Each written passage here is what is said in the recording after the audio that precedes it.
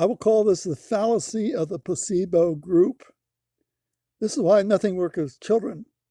It will work with engineers, optics engineers, people who actually measure optics, meaning Jacob Rafelson's 2-month course in optics, where you do the measurement yourself.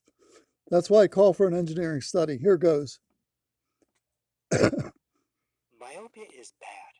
There's a treatment that may be able to slow that down. Is your child interested in doing a study? You say, well, that's interesting to me. Sure, I'll do it. And then, even though you don't know what's in the bottle they give you, it could be the medication or it could be the placebo, you go to the doctor and your child's eyes got worse. They're getting bad. So you just assume, hey, this is not working, and I know myopia is bad, let's try something else. And that's exactly what happened in the large study by the PD group. A significant percentage, almost 19% of the children who had a poor response the first year on treatment had a paradoxical far-sighted change, not getting worse nearsighted, but actually got less nearsighted the second year in placebo on the sugar water basically on here. And the one factor that came through with the analysis was it was mostly the Asian patients. Asian patients have access to a treatment called orthokeratology. Orthokeratology flattens the cornea, but it reduces the refractive error, gives them a hyperopic change. So if you remove the Asian subjects from the study group, the treatment had a benefit at year 1 that was maintained through year 2. It was virtually identical to the other large studies out of Asia.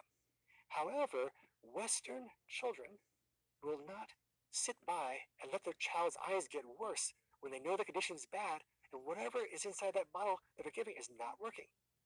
A similar outcome was found in the 2022 Western Australia Adams study. They showed a benefit for atropine over placebo all the way to 18 months. And then the kids that were getting worse on placebo all dropped out. They lost 25%, a quarter of the placebo group, and those who dropped out averaged progression from baseline to 18 months of 1 diopter getting worse. And the ones that stayed had only 0.5 getting worse. So if the parents thought the medication was working, they kept going with the study. Right. If the medication was not working, they dropped out. And so the placebo group all of a sudden went and caught up to the atropine group just because they lost all of the fast progressors from the placebo group. I've had a chance to look at several other large studies as well. The same trend occurs. So the trouble with trying to do a controlled trial is most trials, parents and children can't figure out, well, are they getting the medication or not? Right. Here they know because their eyes are getting worse. And as a parent of a child who's going through worsening vision, are you going to sit by and take the placebo for 2 and 3 and 4 years? And lose that valuable time to affect change. Right? When you know there's other treatments out there, and you've been told that myopia is bad, you're going to research that stuff. And that's one of the differences between the earlier Asian studies. They just weren't available. Nobody knew atropine worked. Now everybody knows it works. Everybody knows there are alternatives here. So it becomes very, very difficult to do a randomized placebo-controlled trial because the participants know whether it's working or not. That's right. They cheated. They cheated. And that's also because of the advent of some of the other treatment strategies. So let's talk about them. The first one that you and I both use, the MySight contact lenses, the soft, daily disposable, peripheral, hyperopic defocus contact lenses. So I know a lot of parents are Googling things and they've done their homework and they come in. When do you consider MySight for a child? I consider MySight based on the age of the child where they do a contact lens. It's a very easy device to give parents if the child's ready for it. To me, the big breakthrough was the whole conception of if you give a child a standard single vision contact lens or even single vision glasses, you're giving them an optical device that corrects their vision, but actually accelerates, makes their myopia get worse. And I was not aware of it until I did research in the science, and it's very clear from animal studies all the way through human studies, if you don't correct the entire retina properly, you make their child's eyes worse. So if you're going to give them a contact lens anyways, why would you give them a contact lens that's going to make their vision get worse? Why not give them a lens that makes their vision get stable or better? And so the MySight, once it came out, I started using it right away. And it's actually been working wonderfully well. Now, the whole concept of focus and defocus can be very complicated. But the way you can simplify it is think about the center of the vision and the side of the vision. The center of the vision, which you use to read with, color vision, and so forth over here, it does most of your fine focus. All standard optics are optimized for the center of your vision. See clearly. It turns out that almost all the signal for eyes to get worse is in the side vision. Yeah. And so the side vision, though, gets over-focused if you make the center clear, so the eye's curved. So you have to bring that focus forward. And if you do that, it works wonderfully well.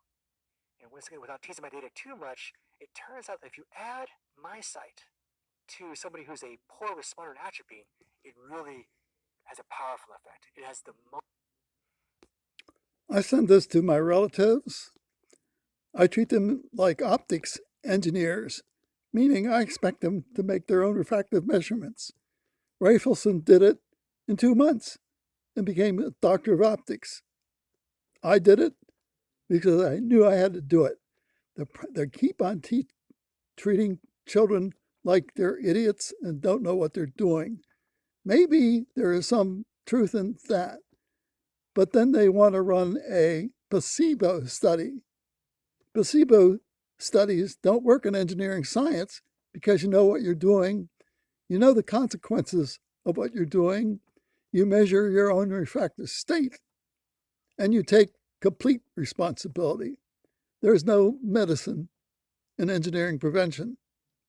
Once you understand that all eyes are dynamic systems from birth, and that is an engineering course, not a medical course, nor is prevention medical in any sense of the word.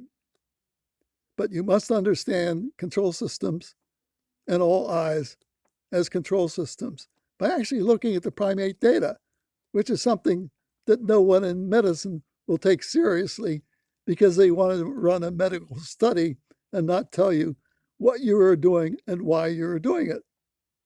As an engineer, you've got to know what you're doing and why you're doing it. You need to know the statistics of all eyes starting at birth, and then it becomes a personal decision, which I cannot control. I urged my immediate relatives to be not cognizant of science and engineering, to know the consequences for them if they ever start wearing a minus lens when they're 20, 40. What they chose to do is completely up to them. The best I could do is talk about Rafelson and the fact that he could not help anyone. Because the public wants a minus lens and lacks the intelligence in science and engineering to take measurement control, as I am now doing it. You probably don't like what I'm doing. You don't understand what I'm doing, and you'll never understand why it's necessary. I certainly do, but you don't. And that's up to you. I could conceive of a prevention course offered to engineers who design control systems. As a review, they would not have to do anything except personally measure their refractive state the way Rafelson learned to do it in 2 months. And if you can't learn to do something in 2 months, you don't belong in an engineering school. So add your commentary. I'm fed up with placebos when the person must know what he's doing, and you can't run a study that way, ever. Yet the medical people think they must deliver based on medical studies, and that actually will never work. You must know what you're doing, you must have a goal in life, and you must be able to make your own refractive state measurements personally. And then you compare the results, knowing what we now know about the behavior of all completely eyes. That's engineering science, which is not to be never presented in optometry because it would destroy optometry when you realize the consequences of any wearing a minus lens. But that really comes on your head if you want to take it seriously. And when you're making your own measurements, you don't rely on anyone else other than yourself. If you lack the intelligence and motivation for personal prevention, you don't belong in engineering. Add your own commentary. Thank you.